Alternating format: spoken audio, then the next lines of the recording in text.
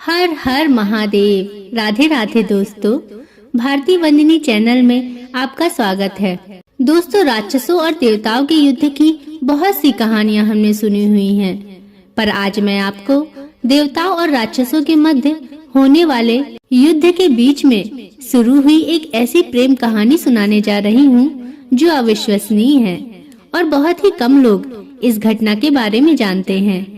यह घटना तब की है जब राक्षसों और देवताओं के मध्य भयंकर युद्ध छिड़ा हुआ था और राक्षस देवताओं पर भारी पड़ रहे थे। दोस्तों, यह कहानी बहुत ही रोचक है, अतः आपसे आग्रह है कि वीडियो को पूरा देखिएगा, बीच में ही मत छोड़िएगा। परंतु इससे पहले मेरा आप सभी भाई बहनों से निवेदन है कि यदि अभी तक आपने चैनल को सब्सक्राइब नहीं किया है तो चैनल को सब्सक्राइब अवश्य कर लें और बगल में बनी हुई घंटी को अवश्य दबा लें, ताकि आपकी बहन यानी कि मैं मोटिवेट रह सकूं और ऐसी ही रोचक कथा कहानियां आपके लिए लाती रहूं। तो चलिए कहानी को शुरू करते हैं। दोस्तों, प्राचीन काल में देवताओं और राक्षसों के कई युद्ध हुए। इन युद्धों में कभी देवता जीतते और कभी राक्षस, लेकिन एक समय ऐसा आया कि राक्षसों की शक्ति तेजी से बढ़ने लगी। इसका कारण था मृत संजीवनी विद्या। राक्षसों के गुरु शुक्राचार्य को भगवान शिव के आशीर्वाद से मृत संजीवनी विद्या का ज्ञान मिल गया था। अब युद्ध में जो राक्षस मर जाते, शुक्राचार्य उन्हें फिर से जीवित कर देते। देवताओं के लिए यह बड़ी समस्या बन गई थी। वे सोच में पड़ गए कि क्या उपाय किया जाए, क्योंकि जो भी राक्षस मरते, राक्षसों के गुरु शुक्राचार्य उन्हें पुनः जीवित कर देते थे। इस प्रकार राक्षसों का विनाश करना देवताओं के लिए बहुत ही भारी महसूस हो रहा था। तब देवताओं के गुरु बृहस्पति भी इस विद्या से अनजान थे। देवगुरु बृहस्पति को एक उपाय सूझा। उन्होंने अपने पुत्र कच्छ से कहा कि वो जाकर गुरु शुक्राचार्य के शिष्य बन जाएं और मृत संजीवनी विद्या सीखने का प्रयास करें। देवगुरु बृहस्पति जानते थे कि यह कार्य इतना आसान नहीं होगा। राक्षसों को मूर्ख बनाना इतना सरल नहीं है। तब उन्हें एक युक्ति और सूझी।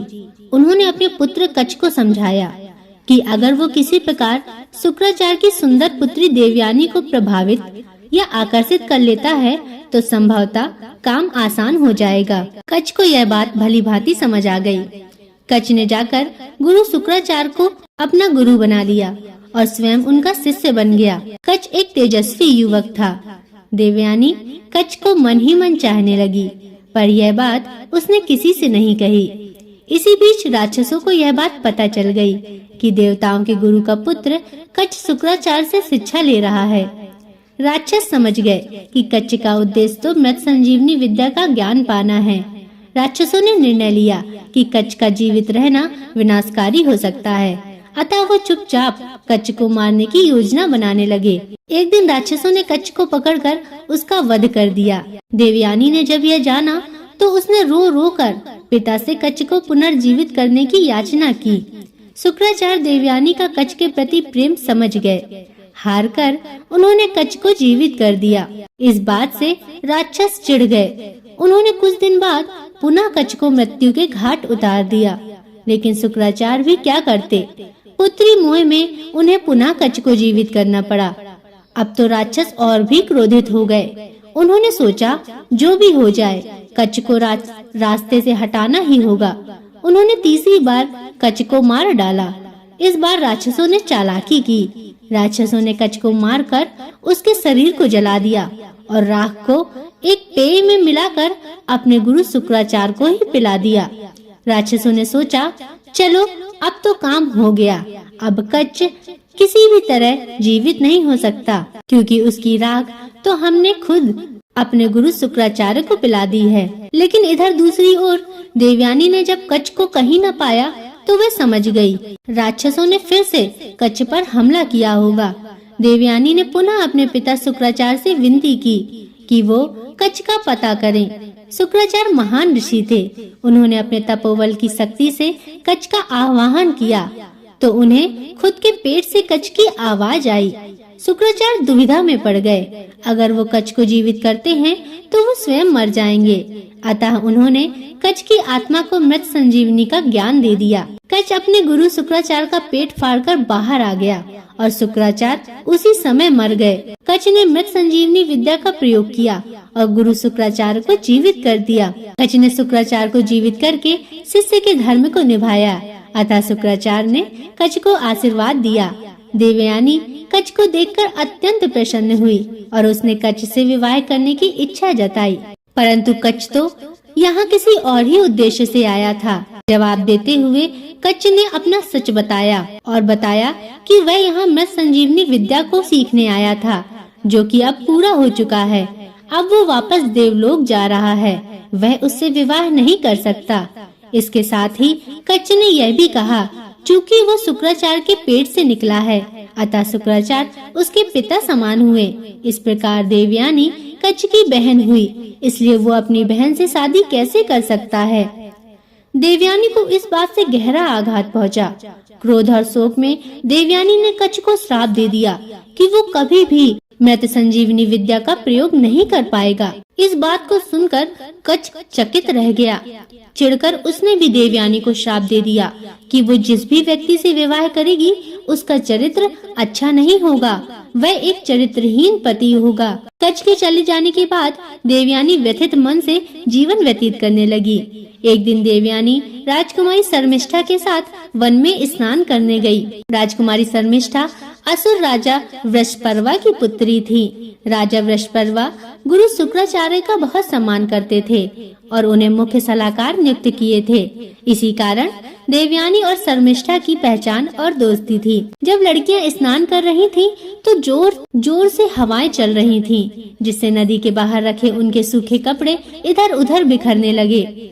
जब देवयानी ने नदी से बाहर आकर कपड़े पहने, तो गलती से उसने शर्मिष्ठा के वस्त्र पहन लिए। हवा की वजह से सब कपड़े आपस में मिल गए। अतः देवयानी से यह भूल हो गई कि उसने राजकुमारी शर्मिष्ठा के कपड़े पहन लिए। शर्मिष्ठा ने जब यह देखा कि देवयानी ने उसके वस्त्र पहन लिए हैं, तो उसने चिढ़कर कहा, देवयानी, राजकुमारी के कपड़े पहनने से तुम राजकुमारी नहीं बन जाओगी। तुम्हारे पिता मेरे पिता के सेवक ही हैं, तो तुम भी सेविका ही रहोगी। देवयानी एक अति सुंदर युवती थी। राजकुमारी के वस्त्र पहनने से उसकी सुंदरता और भी बढ़ गई थी। शर्मिष्ठा भी रूपवती थी, पर उसे देवयानी से स्त्री स्वभाववश जलन हुई। स्नान करके लौटते समय गुस्से और जलन से भरी शर्मिष्ठा ने देवयानी को एक सूखे कुएं में धकेल दिया और अपनी दासियों के साथ वापस नगर आ गई। कुआं बहुत ही गहरा नहीं था, अतः देवयानी बच तो गई, लेकिन वो उस कुएं से बाहर नहीं निकल पाई। गिरने से लगी चोट से कराहती देवयानी बचाव की गुहार लगाने लगी। संयोगवश उसी जंगल में युवा राजा ययाति शिकार खेल रहे थे। राजा ययाति महान प्रतापी राजा नहुष के पुत्र थे। जब ययाति कुआं के पास से गुजरे, तो उन्होंने देवयानी की करुण पुकार सुनी। राजा ययाति ने देवयानी का हाथ पकड़कर उन्हें कुएं से बाहर निकालकर उनके प्राणों की रक्षा की। राजा ययाति एक सुदर्शन पुरुष थे। उनके सुंदर व्यक्तित्व से देवयानी प्रभावित होकर बोली, हे राजन, आपने मेरा हाथ पकड़ा ही है तो अब छोड़िएगा नहीं। आप मुझे अपनी पत्नी रूप में स्वीकार कीजिए। ययाति भी देवयानी के रूप यौवन पर मुग्ध हो उठे। जब उन्हें पता चला कि देवयानी गुरु शुक्राचार्य की पुत्री है, तो वो असमंजस में पड़ गए। ययाति ने देवयानी से कहा कि यद्यपि वह देवयानी से विवाह करना चाहते हैं, पर गुरु शुक्राचार्य को यह संबंध स्वीकार नहीं होगा, अतः मैं यह विवाह करने में असमर्थ हूँ। यह कहकर दुखी मन से राजा ययाति ने देवयानी से विदा ली। जीवन में पुनः दूसरी बार देवयानी को तिरस्कार का सामना करना पड़ा। अपमान, दुख, शोक के सागर में डूबी हुई देवयानी वहीं कुएं के पास बैठकर रोने लगी। उधर जब शाम ढली, देवयानी जंगल से वापस नहीं आई, तो शुक्राचार्य को चिंता हुई। शुक्राचार्य देवयानी को खोजने निकल पड़े। वन में जब उन्हें देवयानी मिली, तो उसकी हालत देखकर उन्हें बहुत दुख हुआ। देवयानी के कपड़े गंदे, शरीर में चोट लगी और सुंदर मुख अश्रुओं में डूबा हुआ था। अपनी प्रिय पुत्री की यह दशा देखकर शुक्राचार्य बहुत दुखी हुए। उन्होंने देवयानी से पूछा कि उसकी इस दयनीय स्थिति के लिए कौन उत्तरदायी है। देवयानी ने राजकुमारी शर्मिष्ठा की बात बताई और कहा, राजकुमारी मुझे एक सेवक की पुत्री कह रही थी और मेरा उन्होंने अपमान किया। मैं यहाँ से तब तक नहीं हिलूंगी जब तक राजकुमारी शर्मिष्ठा मेरी दासी नहीं बन जाती। यह एक अवांछित इच्छा थी, पर गुरु शुक्राचार्य इस स्थिति में अपनी पुत्री को ना कह सके। शुक्राचार्य ने राजा वृषपर्वा को संदेश भेजा कि वो उनके राज्य में वापस ही नहीं लौटेंगे अगर देवयानी के इच्छानुसार राजकुमारी शर्मिष्ठा देवयानी की सेविका नहीं बनी तो।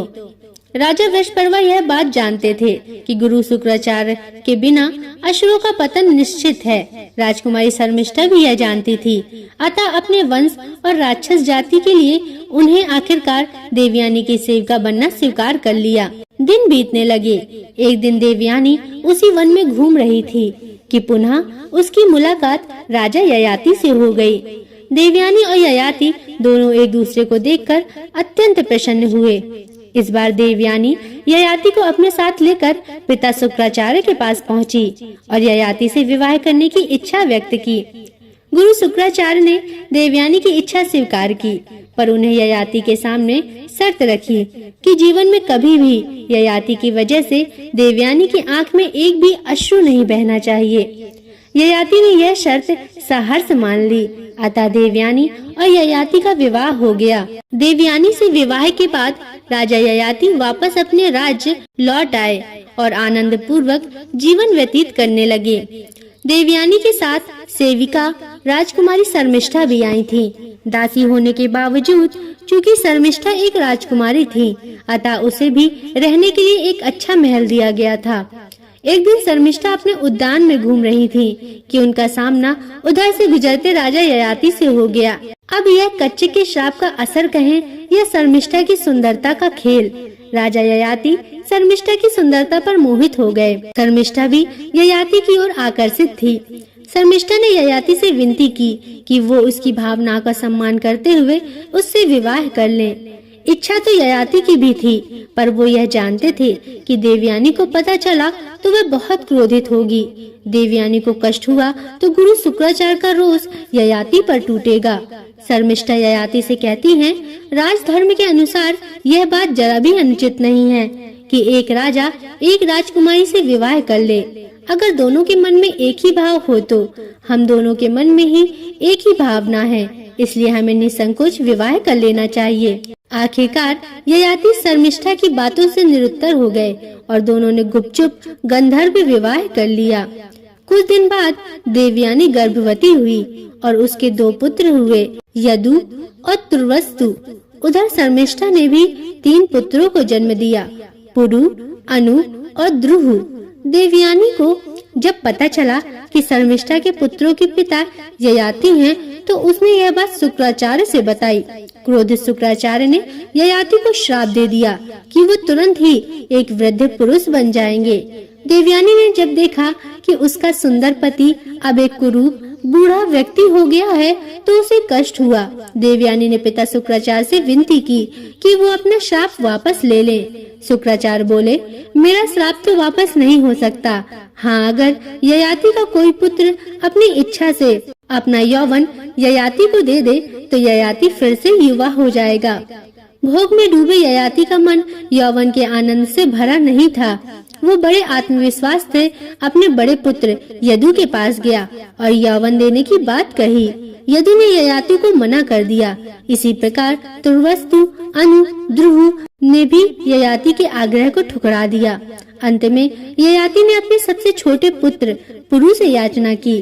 पुरु ने सहर्ष अपने पिता की बात मान ली और यौवन दे दिया। उसी पल ययाति पुनः युवा बन गए और पुरु एक वृद्ध व्यक्ति बन गया।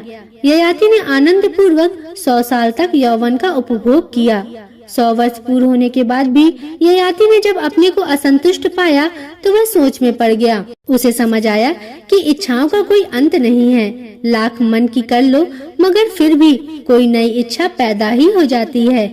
ऐसे कामनाओं के पीछे भागना व्यर्थ है। अतः ययाति ने अपने पुत्र पुरु के पास वापस जाकर उसे उसका यौवन वापस करने की सोची। जब पुरु को अपने पिता ययाति की इच्छा पता चली तो उसने कहा, अपने पिता का आज्ञा का पालन तो मेरा कर्तव्य था। आप अगर चाहें तो कुछ समय और आनंद भोग करें, मुझे कोई कष्ट नहीं है। ययाति ने जब यह बात सुनी तो उन्हें बहुत गिलानी हुई। ययाति पुरु की उदारता से बहुत प्रभावित हुए और सबसे छोटा होने के बावजूद उन्होंने पुरु को अपना उत्तराधिकारी घोषित कर दिया। ययाति ने पुरु और उसका यौवन वापस लौटा दिया। पुनः वृद्ध रूप में आकर ययाति देवयानी और शर्मिष्ठा के साथ राज्य छोड़कर वानप्रस्थ को हो गए और आगे चलकर राजा ययाति के पांचों पुत्रों ने 5 महानतम वंश म्लेच्छ वंश, भोज वंश, यदु वंश, यवन वंश और कुरु वंश का निर्माण किया। तो दोस्तों, यह थी गुरु शुक्राचार्य की पुत्री देवयानी की प्रेम कहानी और उसके विवाह जीवन की घटनाएं। आशा करती हूँ कि आपको यह कहानी पसंद आई होगी। आपको कहानी कैसी लगी हमें कमेंट करके अवश्य बताइएगा और इसमें जो त्रुटि हो तो हमें क्षमा करिएगा और चैनल को सब्सक्राइब अवश्य करिएगा। अब अगली वीडियो तक के लिए नमस्कार।